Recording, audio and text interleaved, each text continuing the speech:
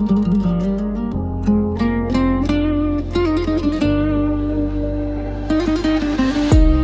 bir yar tapacaqsan, mənə oxşar tapacaqsan, məni axtar tapacaqsan. Sənə ancaq sənə yalnız son ümid qaldı gözəl kız. O da çırpındı cevapsız, sualım var.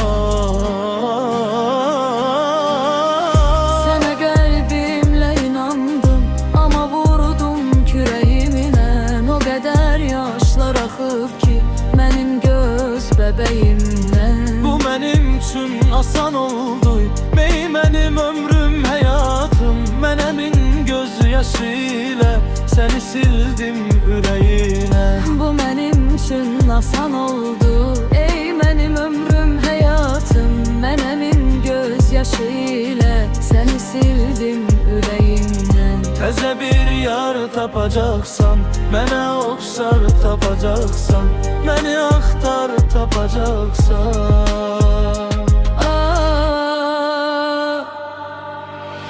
Sənə ancaq sənə yalnız son ümid qaldı gözəl qız. O da çırpındı cavabsız, sualım var. Bu bir əsrət nağılıydı, biri yoxdu, biri vardı. Səni sevdim, bizim eşq nəsə çox çəkmədi yarda. Düşünürdüm ki həyata keçəcəkdir bu arzular. Bu nağıl bilmədi ancaq necə başlandı qutardı. Düşünürdüm ki həyata keçəcəkdir bu arzular. Bu nağıl bilmədi ancaq necə başlandı qutardı. Görüşək son dəfə sənlə, düşünürdüm neçə gündür.